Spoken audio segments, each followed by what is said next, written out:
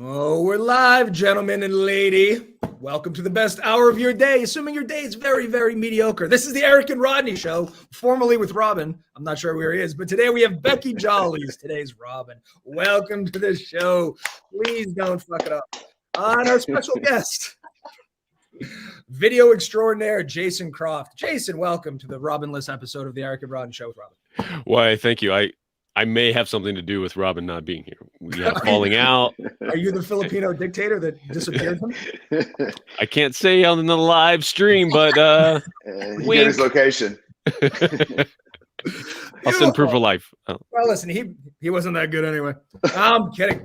So I don't know if you've seen the show, which I just said before we went on, but we cover the news before we get into the Jason Croft segment. That's right. So Becky, would you like to tell us what is in the news today so we can talk about it? Because more than anything, Eric. Thank you. Our top story: Target backs organization pushing U.S. demilitarization. Mount Rushmore shut down for being a symbol of white supremacy. Yes. This is why Fox News is the greatest news source in the world. That's totally disingenuous. You're never going to believe this, what they're saying. Target spends a lot of money on grants for diversity and inclusion. They happen to give some money to somebody who has these semi-radical views, but Fox takes the ball and runs with it. You got to respect that.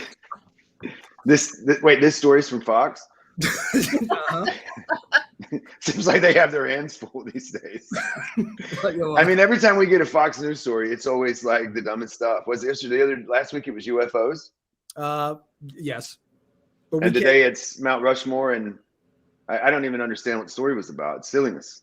Yeah. So Target gives money to people, who happen to have some views. In this case, they think Mount Rushmore is a symbol of white supremacy. They want to demilitarize the violent military. And they believe that capitalism plays a huge role in perpetuating racism. So they were really investigating this story, right? I mean, like they had to dig for that, right? They did a deep dive. So I have a question. Was part of the settlement with Dominion that they have to report on this kind of shit? Was that? Yeah, well, they can't report on faulty voter boxes anymore. So yes. Okay. Got it. So this makes sense. I think the panel of 4 white people have a lot to say about racism right now, so this is ideal. No, my question's about the other thing. If you demilitarize a violent military, is the only thing left violence? Do they just want the Yes, that's right. Violence. Yes. Like disorganized without matching outfits. Mm-hmm. Yeah. So it's still violence, just disorganized violence. Yeah. Right. Yeah, and everybody dresses different. Just get rid of the rank system, and it's just the violence that ensues. Yeah, I think defunding the police was one thing. Demilitarizing the military is going to take. I don't know if you've seen our military budget lately. Very expensive. Ooh. Mm-hmm. Do you guys think that Mount Rushmore is a symbol of racism? No. No. Here's the thing. Do you know who's on Mount Rushmore? Not me yet. But. Okay. I'm going to tell you, it was Washington. Now, I do have a little insider baseball on this. Washington owned a lot of slaves, was an awful slave owner. My parents live on Mount Vernon property, so we go to Mount Vernon a lot. They have recently opened a enslaved people museum, and they did a great job. But it does show how wildly racist George Washington was. There's a thing in a journal. He says, there's one entry. He goes, essentially, holy shit, it's cold as fuck outside. I don't want to leave my house, but I got to make sure the slaves are working. So, yes. And then he freed them on his deathbed because he knew that it was a bad thing to do. So there's a lot of people go, oh, it was just the culture. Nobody knew. They knew it was an awful institution. They did it otherwise. But then it's Jefferson, also a slave owner. But the other two, Roosevelt and Lincoln, symbols of white power, I guess. I mean, not white power, but powerful white men. Right. But this is also the one thing. Was it South Dakota? I don't even know. Yeah. Is it South Dakota? It's the one thing they got. That's true. What are you gonna? You're gonna destroy their tourist industry. Their whole economy is gonna shut down. Tourism has evaporated. Yeah. South Dakota relies on white supremacy for its tourist industry, and who are we to take that away from them? So there's also literally one casino. Like I told a couple people I was driving to South Dakota a couple weeks ago for something. They're like, everybody said that too. It was like, are you going to go see this one casino? So it's like those two things. Okay. Is the casino run by Native Americans? Because a big part of this is they want to give the land back to the Native Americans, which It is. Obviously I'm not against, but I'm not sure how much that's going to help them. I think we could do other things. There would be other casinos. The Mount Rushmore Casino, I think, would bring in a lot of money. I mean, That's right. That's a great point. How long can you stare at a mountain? How long can you Well, stare? imagine staying in their mouth, right? Or their eyes, or, I Right. mean, it's really the sky's the limit. Turn into a suite. That's right. So I guess the point is Fox News is being very disingenuous about what Target. First of all, Target just got in trouble. This is again one of those stories that goes. They just report on both sides like idiots. Target just got in trouble from the right because they had LGBT T-shirts and they caved there, but now they support all this shit. I don't think Fox is being honest with their reporting. Well, that's a first. I know, I'm shocked. All right, Becky, what do we get next, Becky Robin? Okay. U.S. military releases video of Chinese warship cutting across American destroyer in Taiwan Strait. Mm-hmm. Mm-hmm. So the article says that the boat violated the rules of the road. It was not professional. So it was a road rage incident. It was a road rage incident that might lead to a full-scale war with China. Yikes. Fun. Mm-hmm. So they said they were driving erratically. I don't understand the ocean. Correct me if I'm wrong. Not a big guy, not a big water guy. Ocean's a big place, right? Pretty big. Pretty big. Not a lot of roadways. How the fuck does this happen? That's what makes the incident worse. It's like that's what the U.S. was like. You got the whole fucking ocean. Like really? Yeah, you have to drive right here? Yeah. Right here? In the article, it complains that we had to apply the brakes to our boat. Like this was big. It was a big deal. Like that, they've literally never used the brakes once. This was the first time. So they didn't use a signal? There was no signaling. That was the issue. Had they signaled, we wouldn't be at war right now. This comes off the heels of, I guess, there's something with. So we had a spy plane, and one of their planes dicked around with our spy plane. Which weren't we just mad at China for a spy balloon? Now we had the spy plane thing. So between these two incidents, and this plays into the next story, Biden they postponed his trip to China because of road rage incidents. Which Spoiler. seems. I'm sorry. You're right. I ruined the next story, but I just think it was an interesting segue. It also mentions that Henry Kissinger says that Henry Kissinger, by the way, is 100 years old, but Henry Kissinger is using these two incidents to say that we're on the brink of war with China. But keep in mind, he's 100 years old. There's a Twitter account that it's called "Is Henry Kissinger Dead?" Oh, really? And it counts down his days. Well, I just ruined that. Yes, it's right. That's right. There's a lot of boat incidences with the Asians. And I'm not, listen, I don't want to group all the Asians together. I'm saying Wales and China, but thing. Okay, so the next thing, do you want to read that article? I got a thing here. Yes, you already talked about it. Biden will at some point meet with China's Xi Jinping, top White House officials say. Okay. My take on this is, what do we know what presidents do? What is, you know what I mean? What else is he doing? He made me late. He shut down our highway. He was across the highway from us speaking last week. Where do you live again? Colorado Springs. He was Don't like speaking you at think the it's airport. more important that he goes to China than Colorado Springs? Isn't the relationship with Colorado fine? I don't know. It's a little touch and go. It's touch and go these days. I have a question. What's going on with this guy's hands? I thought he was doing a puppet show. I don't know, but thank you for bringing that up. This is why Fox News is so much better.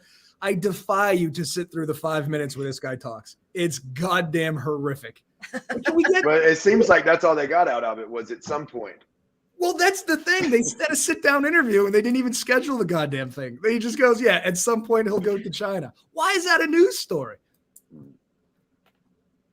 Such a good question. Yes, at some point. Maybe he'll send Hunter. To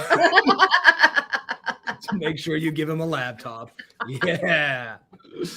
Yeah, Hunter Biden just leaves like trails of laptops, like cookie crumbs wherever. You know what's funny? I was talking to somebody a while back, and they said, "Well, you know, Hunter's a lawyer," and I said, "Yeah, but you don't think these companies are hiring him, right? The guy who's like drops his laptop off at the store." Let me say something. If something goes wrong with your laptop, buy another one. Just get another laptop. Go into Apple, say, "Here's $5,000. Round me up another system," and I promise you, they'll round it up for you. You don't go to some store in a strip mall and say, "Hey, listen, my computer's messed up." No. What is that? You break, I fix. Yeah, it's insanity. All right, so we're not going to China, but we gotta. What else? What's we are going to go at some point. We just don't know. It's very. We'll get around to it when everything clears up. If only he had his own plane, it could schedule such a trip. Yeah. Well, so the good news is it's not because of economics, because according to CNN Business, the case for a 2023 U.S. recession is crumbling. So, oh yeah, this is another one of these constant goddamn stories where they just say one thing and then say the other, and then say the other thing, and then say the other thing. I mean, that's my only take on this because I'm too dumb to dissect this article. But Jesus Christ, weren't they talking about a recession coming for years now, and they're saying now it's not going to happen? Well, actually, the funny thing is that Jamie Dimon actually predicted it, and now he's saying it's crumbling. Yeah, and he's saying how hard it is for people who've predicted it to go back and say that it's actually not going to happen because people want to be right about things. But can we please? But even and this is like news in a nutshell. Even in this headline, that could be good news. Right. Recession's not going to happen. Yeah, Instead, the case for the recession happening is crumbling. Like, oh no, that's horrible. Wait, is that good? Wait. Right. They have to fearmonger everything, but you're totally right. Like, aren't we supposed to be excited that there's new jobs and the economy's so strong it's recession proof? But you're right. The case for the recession is crumbling. Oh shit! Sorry, this guy. What do we need to do to help bring it back? How can we help? Right. Let's start a fund. Let's come on. You want to do a recession GoFundMe? I'm sure we can drive the economy into the ground if we tried hard. Yeah, let's try it. We've done it before. We can do it again. All right. In the last story, on the lighter side of news, vaping helps fuel a huge rise in bad behavior on airplanes. So when Biden goes to China, he should not vape on the flight. No. Well, it's his own plane, which I think is fine. But Biden vaping would be. Well, what is he vaping? Viagra? He's very old. I don't know if you can vape when you use oxygen. Maybe they mix it in. Maybe it's like 99% oxygen. She's vaping ox. Yeah. Do any of you vape? No. Really? No. Do you? No, I find it like smoking. I think it's I know people vape drugs, and I guess that's fine, but I just think puffs of like strawberry shortcake smoke it's not cool. Like I think cigarettes, at least, like they're awful, but they look cool. Exactly. Vaping takes it, first of all. It's not cool. It's kind of dorky, and I don't like it. Just smoke. I smoke a joint. Be an adult. You know what the weirdest thing is, though? I don't want to get off on a tangent, but I saw this guy the other day, right? And he was at a restaurant, and he had this machine. It was like this big. Looked like it was it looked like a handheld. I don't know what he was doing, and he was like cranking it, and it was like. And then when he blew it out, I was like, wow, he looks like a diesel engine. So I mean, this thing must have been like a couple $1,000s easily, right? Yeah, I know Melissa's big. Rule breaker. That's not, yeah. You got to blow it in the stewardess's face, right? Vaping aside, which I don't think is very cool, but like, why are people dicks on planes? It's a very weird concept that people lose their goddamn minds when they get in a giant tube of death, isn't it? Like they get way too drunk. They fight stewardesses. I'm sorry, sky waitresses. What were we supposed to call them? Stewards. Yeah. Why are people dicks? They get in fights with the ticket people. What is it about airplanes? It brings out the violence. It's like weddings and funerals and airports are the worst places in the world for humanity. And perhaps the Chinese oceans. Maybe it's just a matter of numbers, because these people are dicks in just everyday life, and it's just like concentrated air. It's just concentrated dickishness. Right. Maybe baby free. They should be baby free flights, right? That's a good. You could charge more. Yeah, you pay a premium. That's like paying for Hulu without ads. Planes without babies. And the babies under no circumstances can vape. Yeah, that's a whole separate plane. Vaping babies have their own vaping baby airlines. That's very expensive. Right? And chaotic as fuck. But adorable. It's real shitty in there. Yeah, but it would smell half amazing and half like a tube full of shit. That's right. You are a natural redhead, Jason. This isn't you don't die. The world wants to know. You didn't color your hair prior to the show. I can't. I'm not gonna. Can neither confirm nor deny. we're three men with high hair. That's weird. That's true. I know. I was thinking about that this morning. I'm like, my hair game better be on point today because I got all the competition. You look great, although it's not as high as the rest of us. That's right. Jason, before we get into the who are you, I think we've talked about this before, but I forget. What products do you use to achieve this height? Oh, I've got a Layrite matte. You do a matte finish. I do a shine because I'm desperate for attention, but you have a lot of hair, so I'd imagine a matte is good, right? Yeah, it's good. It's good stuff. I used to have the just the gulpy. I mean, it was like rock solid, shell. Yeah. Right. Yeah, but I've evolved. Yeah. Now it's pliable. Yeah, exactly. A little bit. Looks like hair almost. Yeah. I've been doing this since 7th grade and I haven't changed a goddamn thing. and I never will. Listen, it led me to my own LinkedIn live show. So dance with the lady that brought you. Can't argue with that. Mm-hmm. All right. I think we've covered the news. So do we want to get into the Jason Croft portion of the show? That's why I'm here. That's why America is here. That's why I'm here. All right, Jason, you want to tell us a little bit about yourself before we start quizzing you about things? Besides my natural, beautiful red hair. Oh, we're going to get more into that. That was just an easy segue. So your name's Jason, right? That's all we need to know. My eyes are here, guys. Right here. Yeah, so been a video, film, movies, events guy for 31 years now, doing that whole industry thing. Yeah.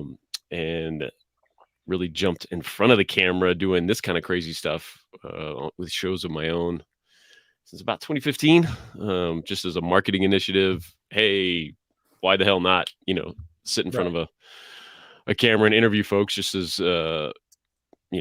whole marketing thing that we did, and fell in love with it and realized I'm good at this being obnoxious thing. So sorry, world, but I'm not going away. Best. You were the best at it. I was trying to that was my false modesty of the morning, Yeah. No, it worked out. So you've been doing, is it on LinkedIn since 2015 that you've been interviewing people? Is that your primary, or is it YouTube? Like where are you? Where are you most famous? Besides OnlyFans? Oh my gosh. Everywhere. Colorado Springs. Yeah, like crazy. Yeah, so we did a in-person like 3-camera shoot back when I was still in Dallas, working for a production company. And yeah, all the usual channels, the podcast platforms, YouTube, all that fun stuff. But yeah, that's been the big stuff. Been on LinkedIn for a while. Definitely where my market of folks are. So try to move in, live there. I've got a little room in the back. I try to stay there as much as possible, Beautiful. And that's where you found the most success when it comes to B2B lead gen? Yeah, for sure. Yeah, that's where everybody is. I know. Everyone with money, they have jobs. Yep. That's right.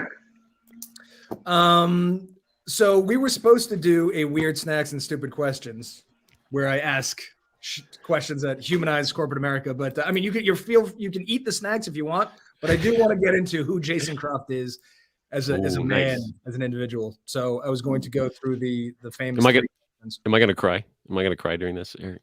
Most people do. Yeah, it's okay. It's cleansing. Some of your musical selections make me want to cry. Nice. Bring it on. Okay, so these are the questions to get to know Jason Croft better. So you're trapped on a desert island. You get to bring the complete catalogs of 5 different musical bands / artists. Who are they and why? Do you remember who your number 1 is? Prince, baby.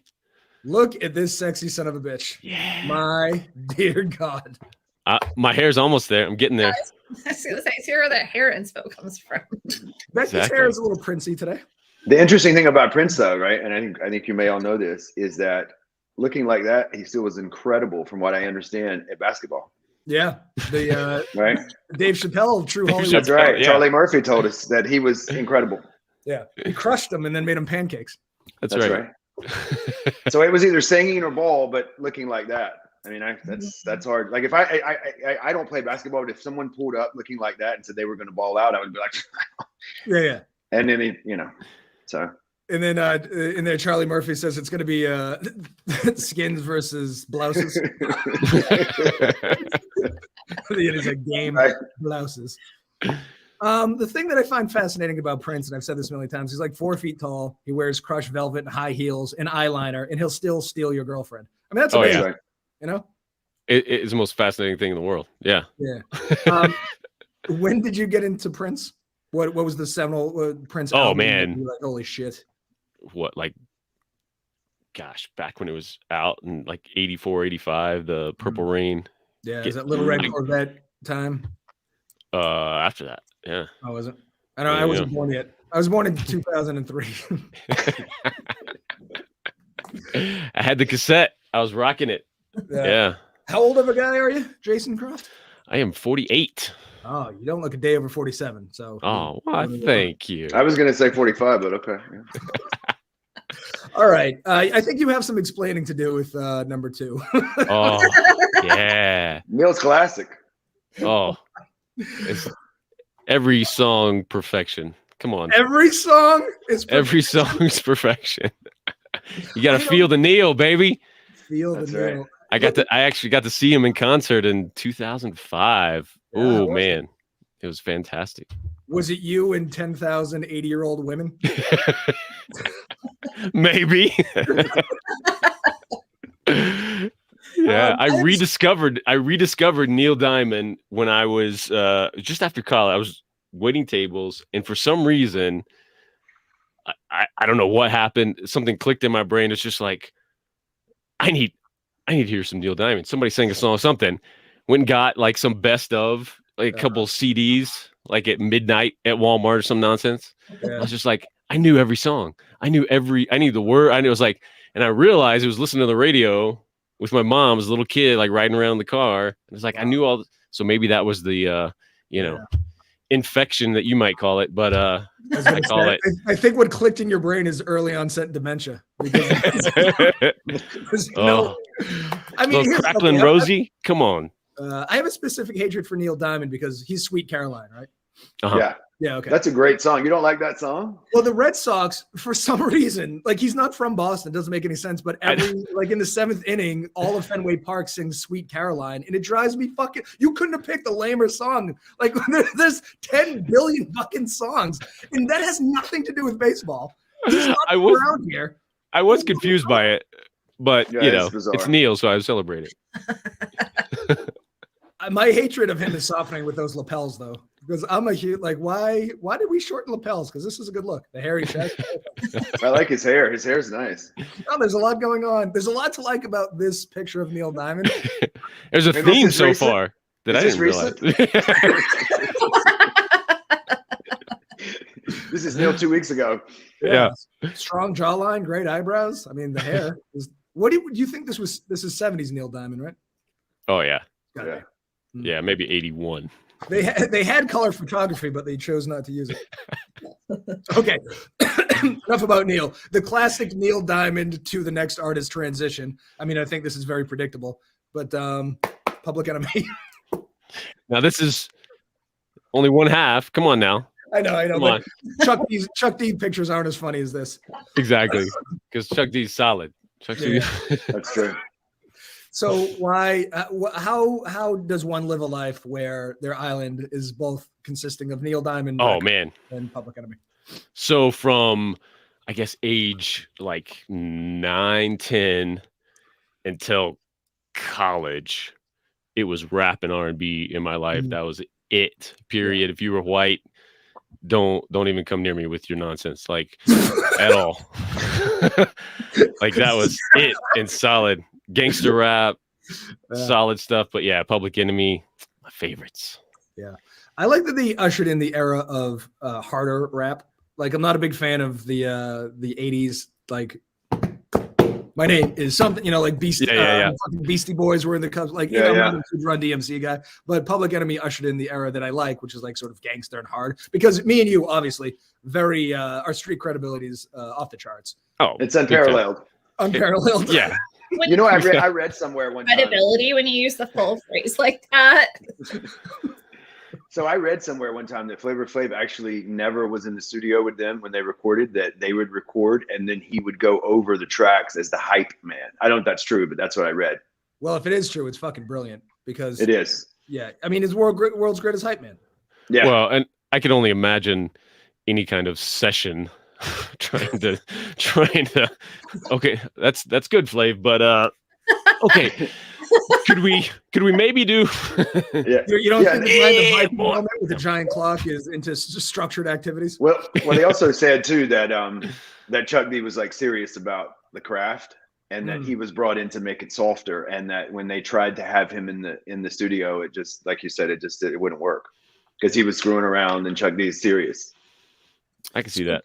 Speaking of Chuck D and serious, so Audible, the app, has their own podcast shits on music, and Chuck D has the greatest episode. It's called Songs That Changed the World or something like that. He does a deep dive into like 10 songs in the background, like What's Going On by Marvin Gaye. Fucking fascinating story. That like each thing is unbelievable because Chuck D is very serious. And the only thing that makes that entire thing horrible is that he didn't do a Public Enemy song in there. He didn't do like Fight the Power. I mean, 1989. That'd be a little too nail on the head, I think. He's celebrating other people. I don't know. I missed it. But yeah, otherwise it was good. As we all know. All right. Again, I mean, an obvious transition to your next band, which is Mumford & Sons. Yeah, baby. Mumford & Sons looks like they should always be shot in sepia tone. Their music sounds like sepia tone. I think they are. They are actually sepia tone in real life. Like that. I think that's what, yes. I thought this was Peaky Blinders. I'm joking. Love me some Mumford & Sons. Heck yeah. They're good. Yeah, they are. They're just like, I don't know. I have an issue. Like, where did rock and roll? How did we go from Motley Crue yelling at the devil and eyeliner to sepia tone banjo players? Okay, but there's still some eyeliner as like the through line. You don't think they just have? Interestingly enough, this picture could be a few things. It could be a new brewery or a vegan restaurant, perhaps, or a lineup of your 4 favorite baristas, or a real-time photo of Brooklyn. The hipsters are out, or a 1920s locker room. Like, what is? I don't know. Yeah, that he's holding the scouting report for the Detroit Tigers. Is this Fall Out Boy? This might be the greatest rock and roll picture ever taken. I like how there's an accordion casually hanging, and this guy's holding a giant drum. Oh, this is the guy's got his ear to the wall with the glass, right? What is he listening for? I'm not sure. Oh yeah, secrets. Yeah. Because I didn't even know where the other guy's legs were, and I was like, "Oh, that's a drum." I see. He does have legs. He's not half man, half drum. He's a real boy. The guy holding the banjo is trying his hardest to look rock and roll, though. You got to give him some credit. Yeah. Maybe he's mad because he plays a banjo. I don't know. Yeah. I think Mumford & Sons is great, but how many albums? 4? You have 4? 3? I think so. I have a few. Yeah, I mean, but it's like every song is a classic, right? I mean, like the first album, like every song on that album was amazing. They're really good. They're no Neil Diamond, but they're solid. I think my favorite part of this whole picture is that most bands use sheet music, but this guy needs a giant scroll. He has his feather pen. He's writing the lyrics. They could be blueprints. That's what I was gonna say. That's blueprints for their next album. This is the tech department. This is the IT. This is the IT group. Do we? They are Mumfords. There's like 3 of them are Mumfords, right? One's the son. Okay. No, one's a Mumford. The rest are the sons. It's sons. Wait, one's the father of all of them? No. What? Which one? I'm gonna go with the banjo guy. Looks haggard. Which one's Papa? What's your favorite Mumford song? Oh, that's a tough one. I don't know. Yeah. All of them. You celebrate the entire catalog?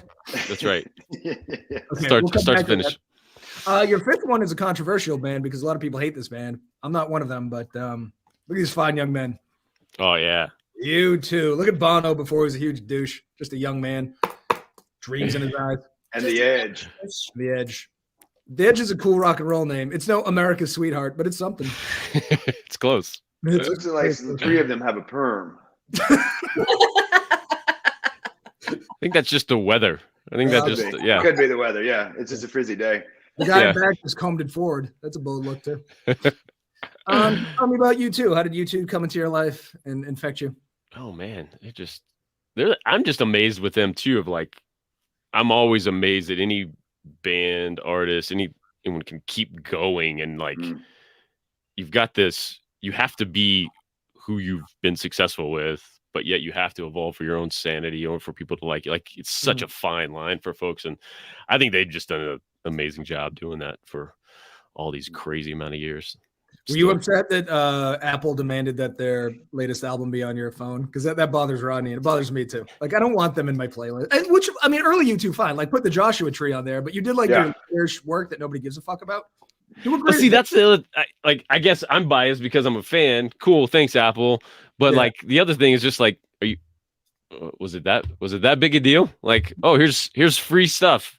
Oh, I know. We got damn you. Yeah, damn you. Get out! No, my thing is that I would be listening to a really good song, and then it would be start playing some song, and I'm like, who is this? Yeah, it fucked up the shuffle feature because every 30 songs I have to listen to a U2 song I've never heard of. I don't want to do that. And the other thing too, just to be completely honest, is that album was not their finest hour. They had a lot of good albums. Yeah. But I don't know if that one was the one that really sold me on them.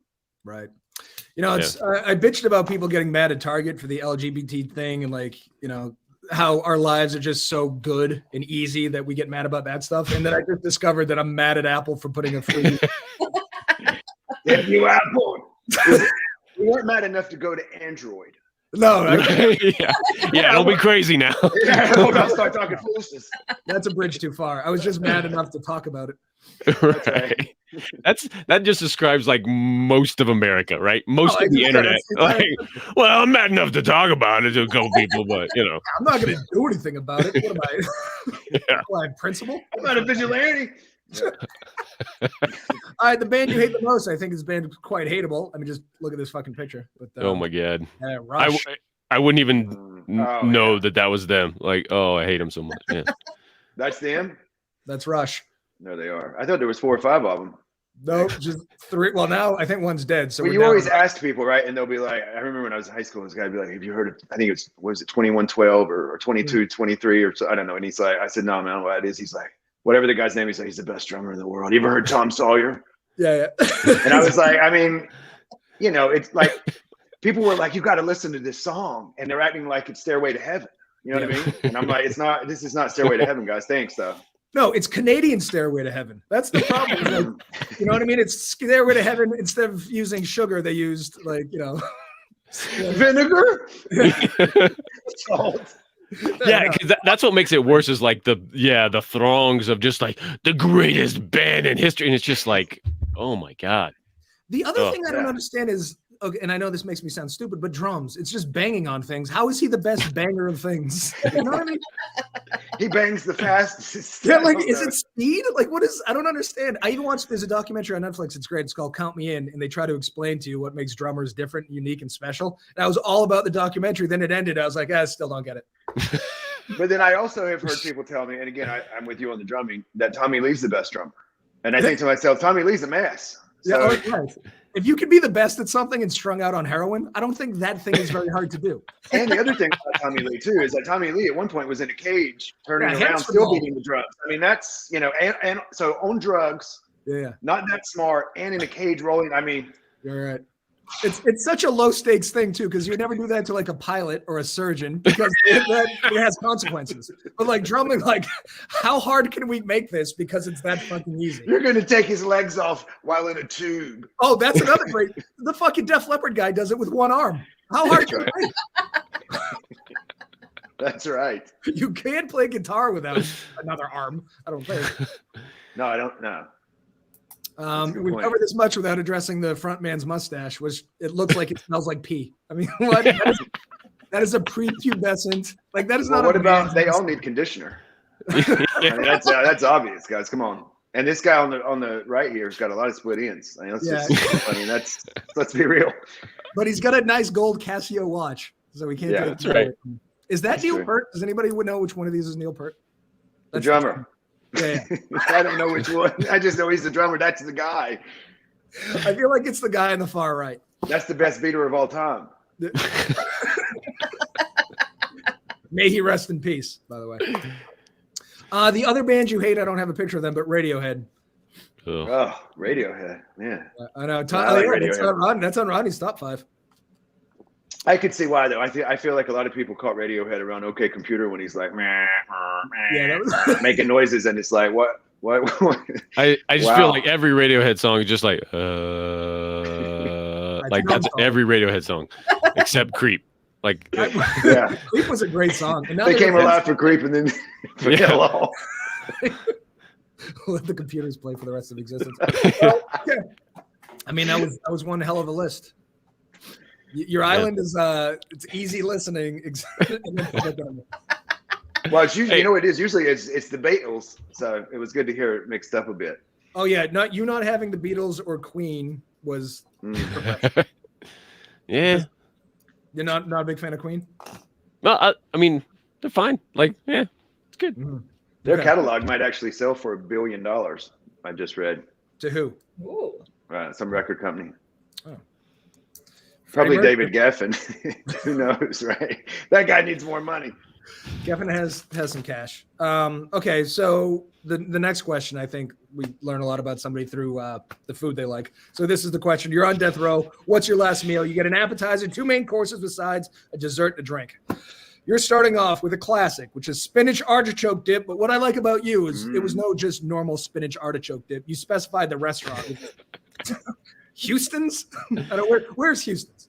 Oh, yeah. No, let me just say this. That's the best spinach artichoke dip in the world, hands down. Yes, he's right. He is 100% right. Artichoke dip? The best of all time. Go ahead. I'm sorry, but that is the best. Yeah, you've been to Houston's, really? Yes, it's amazing. Okay. Yep. Well, let's I know they're in Texas, in there, but I don't know how far outside of that they've gone. They used to have one at the mall in Nassau County on Long Island, and I used to hit it up as often as I could. And the spinach artichoke dip there is unparalleled. It's ridiculous. Yeah, it's absurd. Do we know what makes it so good? I think it's their cheese that they because I waited tables there for a while too, and they've got just like insane. I think it's the cheese they use. Don't tell me what it is. Don't ask me what it is, but I have no idea. But are they using fresh artichokes? Because that's the most difficult of all the vegetables. That's a good question. We don't know. Okay, we need to get to the bottom of this. We need answers. Yeah, we need a little bit more research on your appetizer. What are they giving you to dip into the artichoke dip? Chips, right? Are they doing chips or bread or? Yeah, it was like tortilla chips, but they would keep them coming if you ran out, because a lot of times I would just take a handful of chips just to wet my beak before I even got into the dip. This is the issue with spinach artichoke dip. I find they never give you enough stuff to dip. It's the dip to dipper ratio is way the fuck off. Right. It's nice to know that Houston's has addressed this issue. Yeah, so you don't have to do math, like portion math. No, they should do the math. They should know how many. Yeah, okay. Right. All right, so for your main course, you're doing a tomahawk ribeye, medium rare. Fine choice of steaks. I don't know if you've watched the episode with Robin, but he chose steak, but an unspecified cut and just cooked. So you've gone deeper into this. You've given me the cut. Are you doing a sauce with it? An au jus, a béarnaise, perhaps, a compound butter of sorts? A little steak butter. A little steak butter, maybe. Yeah. That's enough. You got to moisten it, I think. I think the marriage of steak and butter doesn't get the accolade it deserves. That's right. There's a place where my parents live called Ollie and Hobbs, and they do like a wine butter, like a red wine butter.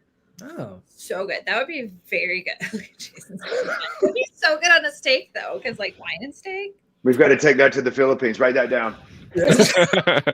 You'll make billions. I need so much. So good.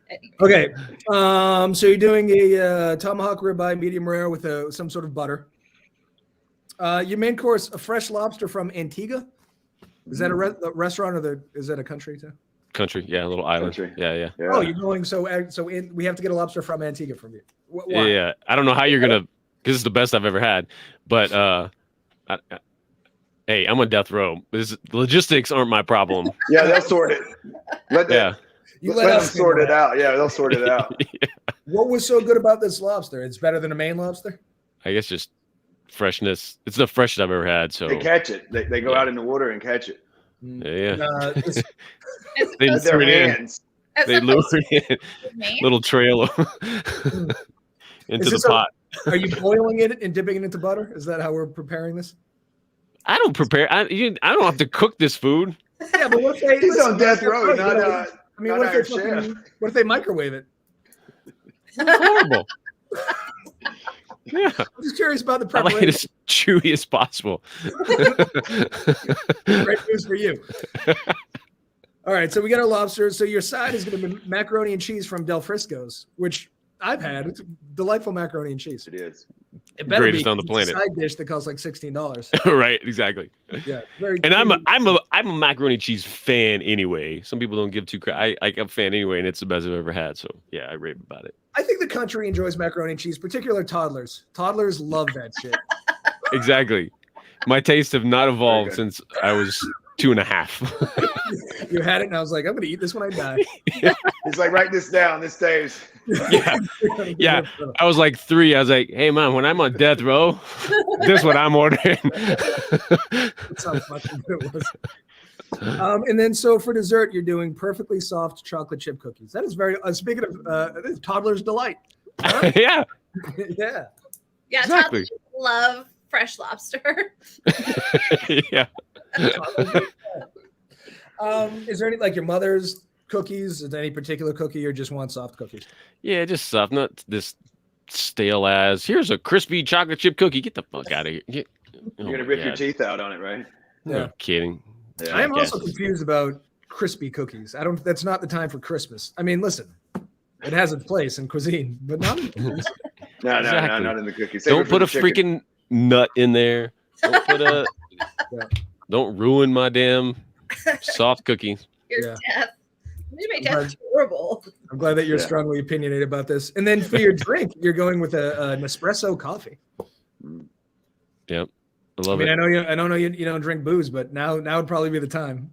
You know? Yeah, but but then it'd be like you always acquire the taste though for alcohol and all that kind of stuff. So like the one time the first time you had, it's probably gonna be horrible. So I'm going with something I know I enjoy. Yeah, tried and true. That's true. Exactly. Is it black? You doing cream and sugar? Oh, yeah. No, black coffee. Like a man. I don't. Come on, Eric. I know. So there's a dividing line in my family between black coffee drinkers and coffee drinkers that put flavor in it. And I don't understand why people hang their head on masculinity drinking fucking dirty bean water. It's terrible. Dirty bean water. It's fucking gross. What do you put in yours? What do you put in it? Cream. You're going to soften it up. I mean, I put heavy cream, but I don't know why I do it. You're going to round it out a little because it's gross otherwise. I drink it. So you're drinking bad coffee. I'm not happy about it. What'd you say, Becky? I said I drink it black, but I'm not happy about it. I'm not okay with it. No, well, you're extra manly. Did you know that? That's drink better coffee. Not the first time. She drinks the cup and then goes out and chops wood. Kills a bear, eats its heart. While it's And she's like, "Oh, it's 9 o'clock. I went inside."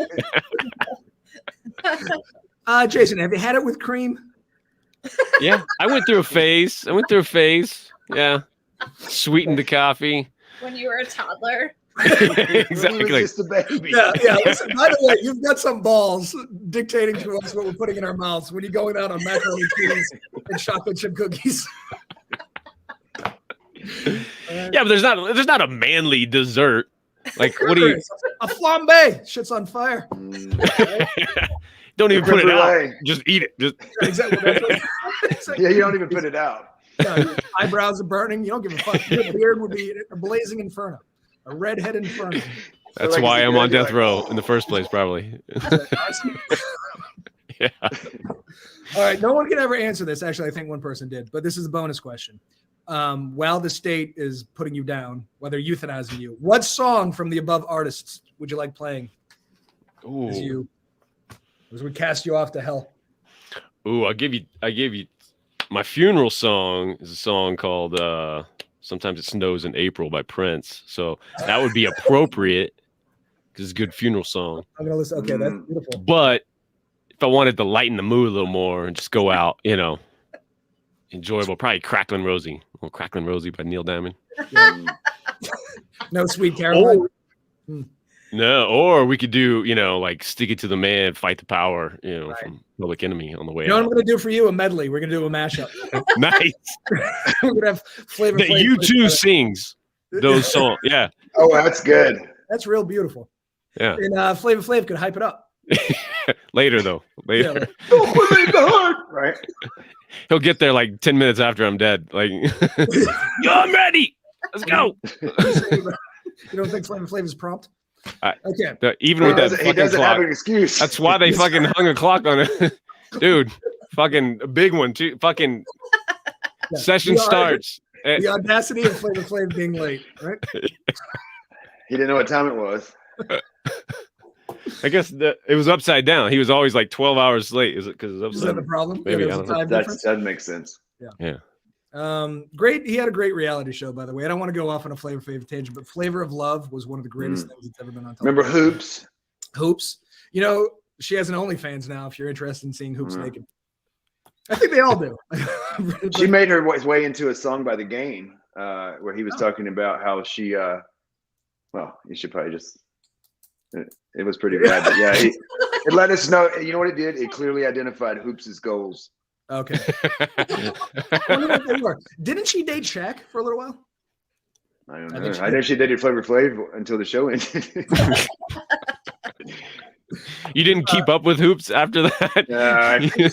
Dude, I just told you she has the best person on that show, though, if you remember, was New York. She had her own show. She was amazing. She was a complete psychopath. Do you remember the chick that shit in the lineup? Do you remember the show? She just had to go, and she couldn't. Can I take a bathroom break? So she was, Yeah, get out.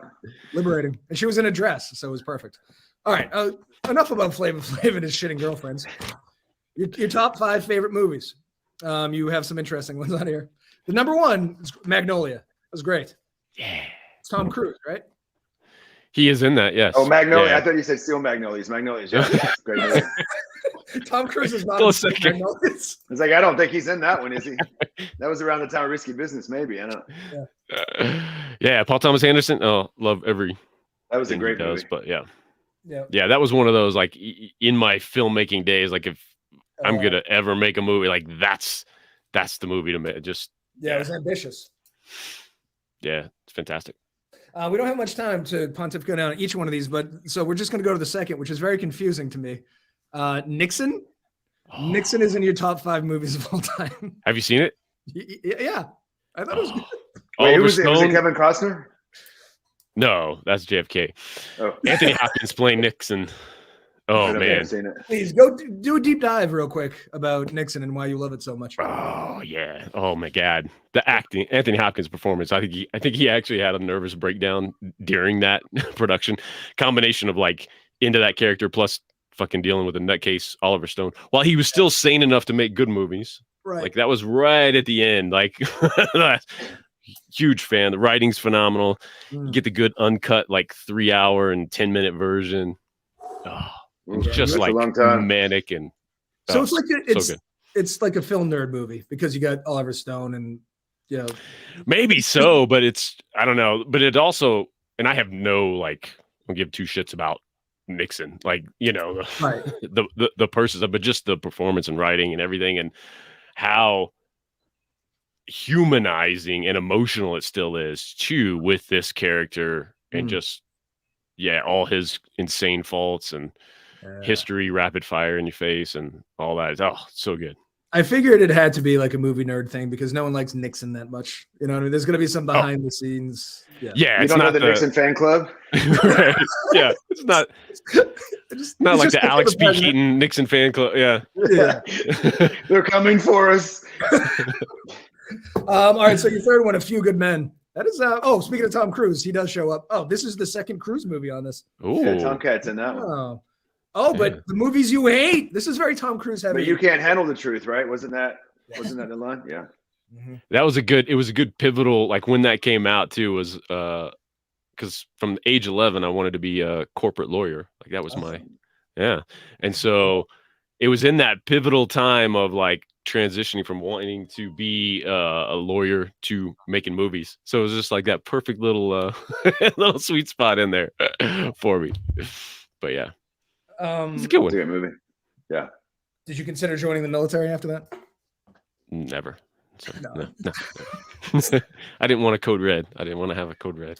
That scene, so again, we're running out of time, so I want to make sure we cover this all. The Breakfast Club. Oh, what a delightful That's a great movie.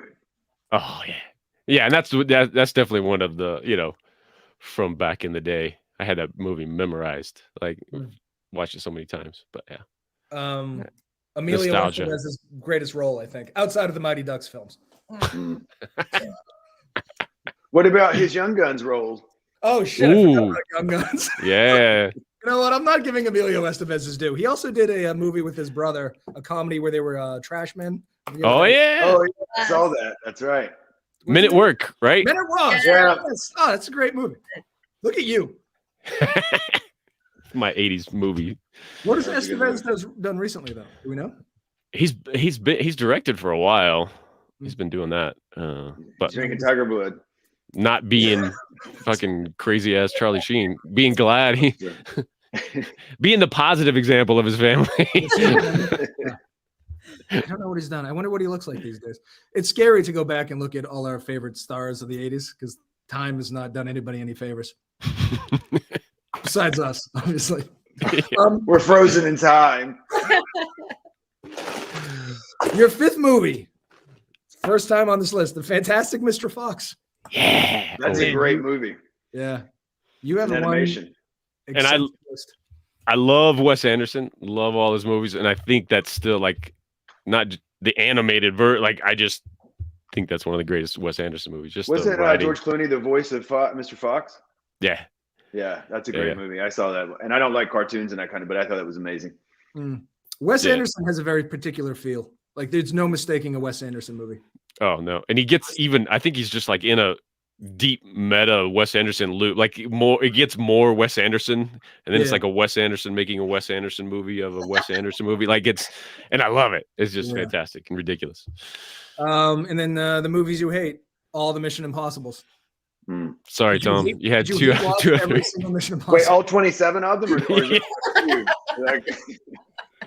it and the worst part is that they always trick like great trailers, right? And the production value, and Tom's doing his own stunts, and then it's like you've got unlimited budget, right? But you don't want a script. You don't want a script. You don't want like actual like acting, and you just want to make it all cheeseball. Like they could do what the great James Bond movies have done recently, and have this realism and this because they're putting all the work in, but then it's just like floppy nonsense. So did you so most people, if they hated the first one, wouldn't go back for more. Did you actively hate watch each of the 27 Mission Impossible movies?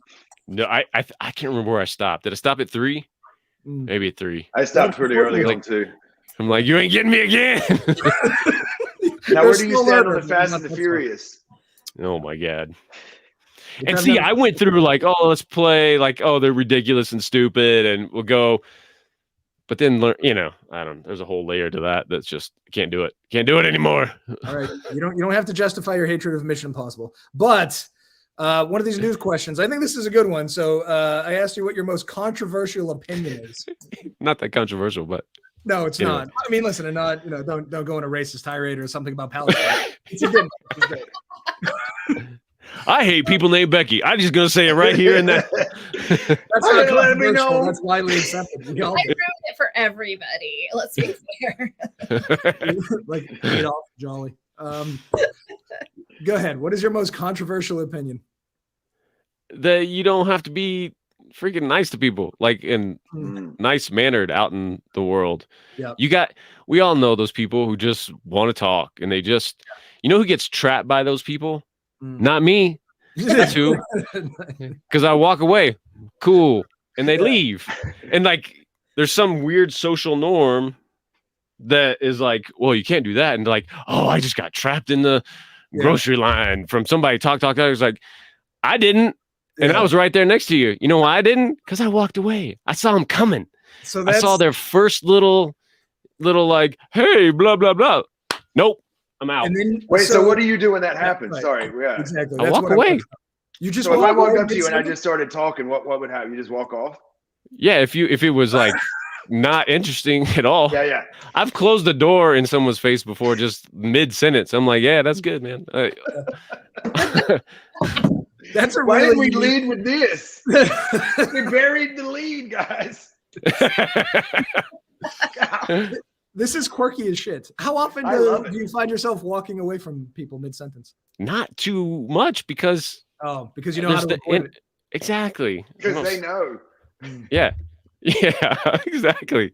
It's do it. Go ahead. Do you do it exclusively to strangers, or like if your girlfriend is annoying you, do you do like where's the line? How much can I get away with this? Maybe 50-50. I don't know. Really? It's like even back when I was married. So we'd be at dinner. And back when you were married, can I guess as to why maybe that didn't work out? I can't possibly know. I have no idea.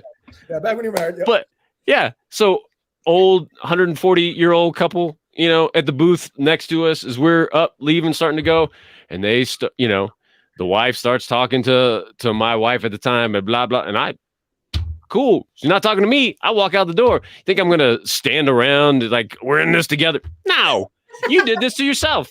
You answered. You stayed there. I'm outside with my kids. Like, yeah. Did that bother her that you left her talking to 100? No, she knows. And now actually she's become more and more like me, which is great. Like she's embraced. She's just like, I understand now. I understand. I'm getting better at this. I'm getting better. I'm like, yeah. I like That's that. great. Okay, so the presumption then is that you were wildly interesting to everybody you talk to, right? Because like no one's ever walked away from you. I'm not presuming anything. Right. I'm saying, well, they're coming up to me. Right. But when you go up to other people, you better bring the fucking heat. You know what I mean? Exactly. But I'm also not like just coming up to people because I need to talk to a stranger either. Yeah. I think it's a rounded opinion. You're anti people talking to strangers in general. Then they're not interesting, and then you walk away. Right. Okay, that's good. Right. If they're interesting enough.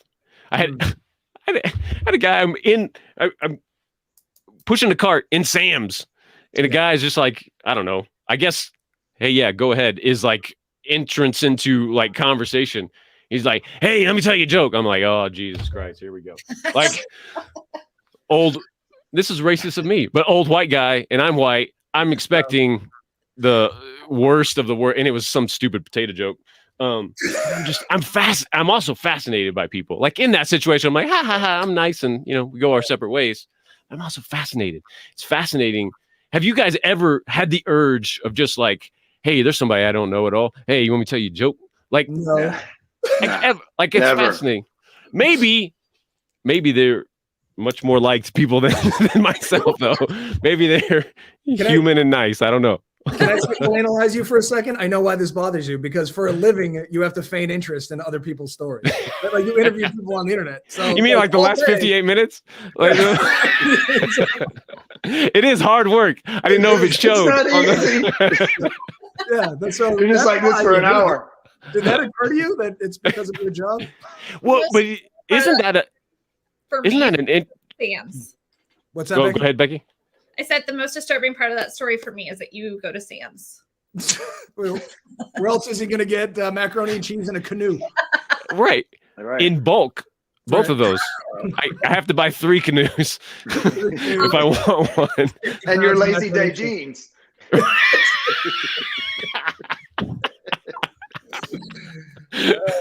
Exactly. Yeah. Well, But isn't it interesting though? But I actually like talking to people. See, this is how bad these potential conversations are. If I do this for a living, I love talking to people. Yeah. Maybe somebody I've just met for the first time. Maybe it's just like this forced. Yeah. I didn't invite you on my show. Don't talk to me. Maybe that's the Leave me alone. vibe. Yeah. Well, plus in the wild, you didn't get a chance to look at their MySpace profile. And Right. have them fill out questions about how much they love Mumford and Sons. You Exactly. You haven't prepped. I need a questionnaire. I need a questionnaire. If someone starts a just fill this out. Just fill this out. Scan this QR code. Yeah.